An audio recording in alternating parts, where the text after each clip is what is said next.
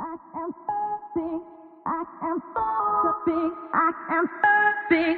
I am so big. I am big. I am so big. I am big.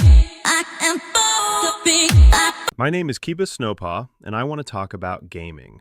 Not just games, not just graphics, not just consoles, Steam libraries, launchers, patches, subscriptions, and all the polished words companies use when they want to sell us less while asking us to pay more.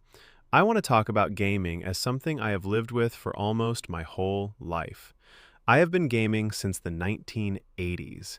That sounds insane when I say it out loud, but it is true. I have seen gaming grow from simple screens, simple sounds, and simple controls into the massive industry we have today. I saw it go from something close to Pong, pixels, joysticks, cartridges, and floppy disks, to games that look almost real. I saw worlds become bigger. I saw stories become deeper. I saw music, voice acting, physics, online play, mods, and whole communities grow around games. And because I have seen so much of it, I cannot look at gaming the same way a younger player might. To me, gaming is not just a product. It is memory. It is childhood. It is the feeling of sitting there, loading a game, not knowing what world was about to open in front of me. It is also pain, disappointment, betrayal, and the slow horror of watching something you love get carved up and sold back to you piece by piece. Right now, I feel like we are standing in a strange place. Not exactly the same as before, but close enough that it smells familiar. Close enough that it makes the old ghosts wake up. 43 years ago, around 1983, the North American console market nearly collapsed. This happened right before I was born, but I still know about it because it became part of gaming history. It became part of the warning story, the kind of story older gamers carry around like a scar. The crash did not happen because of one single bad game. People often point to Atari's E.T. the Extraterrestrial like it was the one cursed object that killed an industry, but that is too simple. E.T. became the symbol, yes. The game was rushed, infamous, and later tied to the legend of unsold cartridges being buried in the desert. But the real horror was bigger than one game. The market was flooded. There were too many games, too many rushed games, too many low-quality games, too many companies trying to cash in fast. On the Atari 2600, shelves filled with titles that looked exciting from the outside, but were often weak, broken, confusing, or barely worth the plastic they came on. Stores could not sell them. Customers lost trust. Retailers got burned. Companies lost money. The magic started to rot. And that is the part that scares me. Because when I look at gaming today, I see something that feels like the same ghost wearing a new face. Back then, the box art could look amazing. It could show you an adventure, a warrior, a spaceship, a monster, a whole world. Then you put the cartridge in, and what you got was sometimes a pixel mess with barely any soul. The cover promised a dream, the game delivered a corpse. Today, the cover has changed. Now it is trailers, screenshots, vertical slices, pre-order bonuses, deluxe editions, roadmaps, influencer campaigns, cinematic reveals, gameplay footage that sometimes feels more like a spell than a promise. But the trick is not dead. A game can look beautiful in the trailer and still launch broken. A game can promise freedom and give you a store page inside the menu. A game can say live service and really mean we can kill it later. A game can say digital ownership and really mean temporary permission until we decide otherwise. That is the horror story. Not blood, not monsters, not jump scares. The horror is buying something and slowly realizing it was never fully yours. I look at Steam now, and yes, there are many good games there. I am not blind. There are great indie games, old classics, and amazing developers who still care. But there is also a flood. So many games, so much shovelware, so much noise, so many projects that disappear into the darkness that you can barely find the good ones without digging through the bodies. Steam has become a huge graveyard and a huge treasure chest at the same time.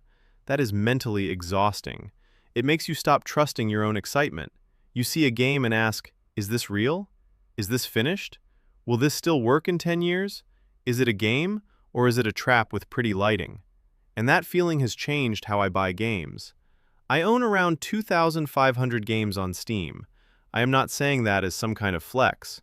I am saying it because I know what digital gaming is. I have lived inside it. I have supported it. I have bought into it more than most people ever will.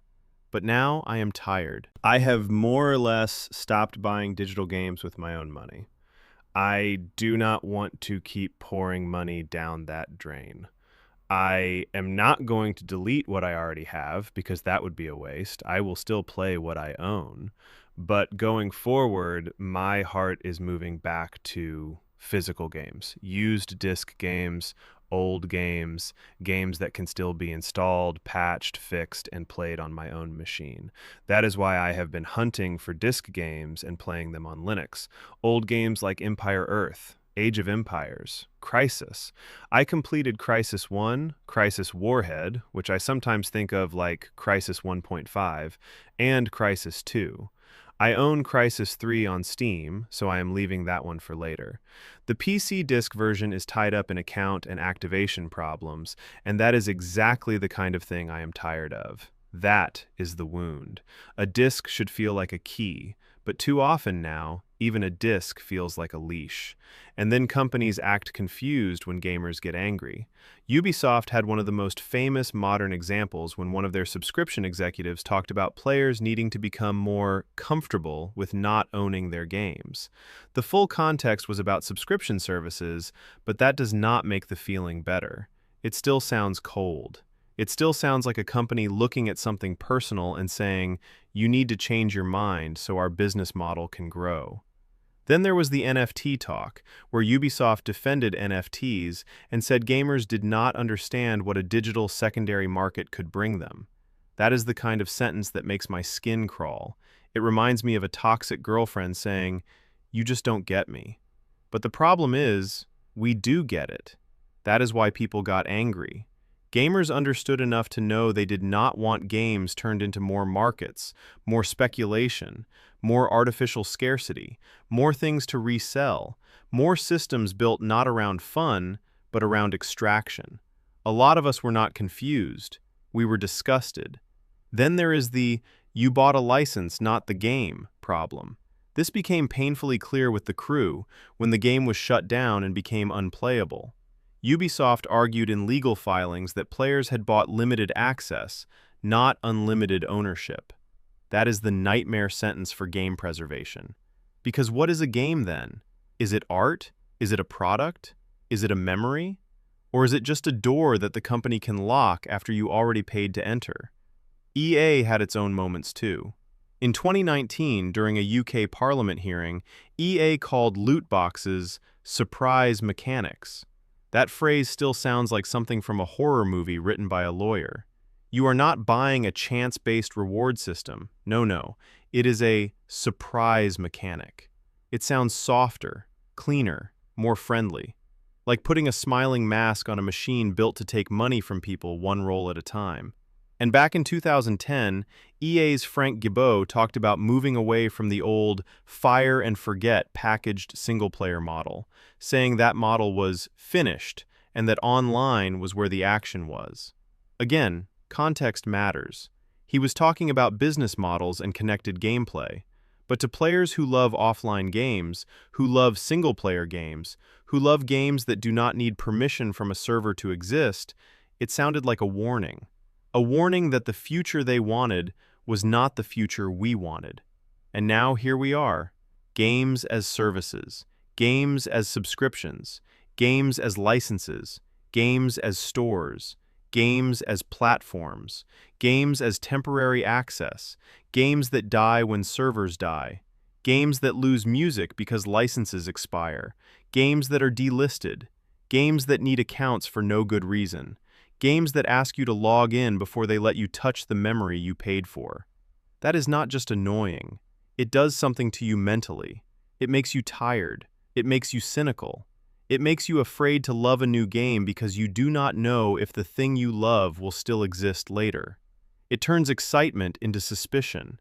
It turns buying into gambling.